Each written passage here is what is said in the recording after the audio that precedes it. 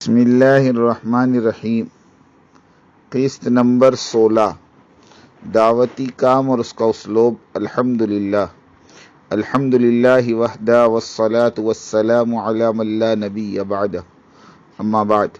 دین اسلام کوئی نئی چیز اور نیا پیغام نہیں ہے، البتہ یہ تسلسل ہے سابقہ ادیان کا، جسے اللہ نے اپنے نبیوں کو وحی کے ذریعے عطا فرمایا تھا، اور ہر نبی نے اپنے وقت کے لوگوں تک اسے بخوبی پہنچایا اور جوں کا توں پہنچایا۔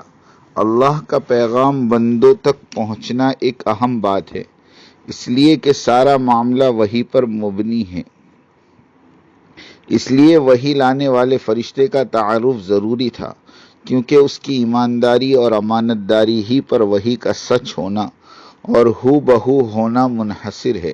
اللہ تعالیٰ نے سورہ تکویر میں حضرت جبرائیل علیہ السلام کا تعارف ان الفاظ میں فرمایا: اِنَّهُ لَقَوْلُ رَسُولٍ كَرِيمٍ ذِي قُوَّةٍ عِنْدَ ذِي الْعَرْشِ مَكِينٍ مُطَاعٍ ثَمَّ أَمِينٍ۔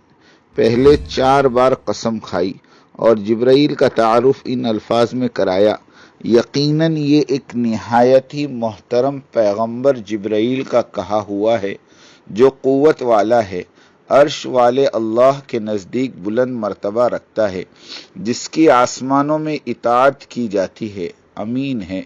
فائدہ: یعنی جو کام اس جبرائیل کو دیا جاتا ہے وہ قوت کے ساتھ، امانت داری کے ساتھ، اہتمام سے پورا کرتا ہے، اور فرشتوں میں اس کی بات مانی جاتی ہے۔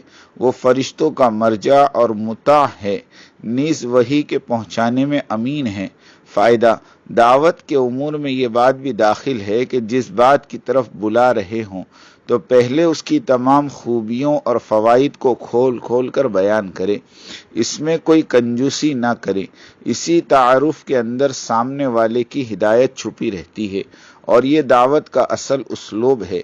اللہ تعالی حاکم اور مالک ہیں، چاہتے تو حکم فرما دیتے کہ اے محمد صلی اللہ علیہ وسلم ابراہیم علیہ السلام کی اتباع کیجیے۔ ایسا نہیں فرمایا، بلکہ پہلے ابراہیم علیہ السلام کی خوبیاں بیان کی، اور فرمایا بے شک ابراہیم علیہ السلام پیشوا، فرمانبردار، مخلص، موحد، شکر گزار، برگزیدہ، راہ راست پر گامزن، دنیا میں بہترین، آخرت میں نیک وکار ہے۔ ان 9 خوبیوں کو گنوایا اللہ تعالیٰ نے، پھر فرمایا اے محمد تم ملت ابراہیمی اختیار کرو۔ اللہ بندے کی خوبیاں بیان کر رہا ہے، سبحان عز و جل۔ جب تک بندہ بندوں کی خوبیاں بیان کرنے پر نہ آ جائے، اس وقت تک تو اسے دعوت کی ہوا بھی نہیں لگے گی، چاہے ساری زندگی سفروں اور مجاہدوں میں گزار دے۔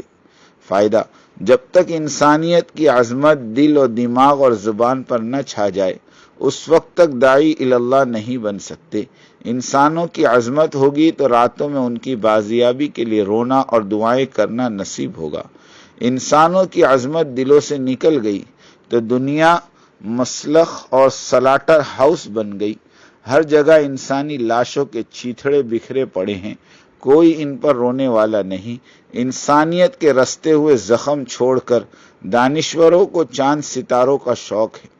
حضرات صحابہ کے دلوں میں انسانوں کی عظمت تھی، ساری قوموں کو اللہ نے ان کی جھولی میں ڈال دیا، اور ہمارے دل عظمت انسانی سے خالی ہیں۔ آج اپنی سگی اولاد بھی قریب آنے کو تیار نہیں۔ بات ہو رہی تھی حضرت جبرائیل علیہ السلام کی۔ یہ نہایت عظیم ترین فرشتہ ہے، ان سے دشمنی اللہ سے دشمنی ہے۔ شیعہ جبرائیل کے دشمن ہوتے ہیں، ان کا عقیدہ ہے کہ جبرائیل کی غلطی سے وحی علی کی بجائے محمد صلی اللہ علیہ وسلم کے پاس چلی گئی۔ مسئلہ: تقریروں تحریروں میں جبرائیل کے لیے عدم احترام کے الفاظ بولے جائیں، جس کی عظمت کو رب بیان کرے، ہمیں حق نہیں پہنچتا کہ اس فرشتے کو ہتک آمیز الفاظ سے یاد کرے۔ جبرائیل علیہ السلام کہیں یا حضرت جبرائیل کہیں، با ادب با نصیب، بے ادب بے نصیب۔ اللہ ہمیں آداب سکھلا دے، آمین۔ وآخر دعوانا ان الحمد للہ رب العالمین۔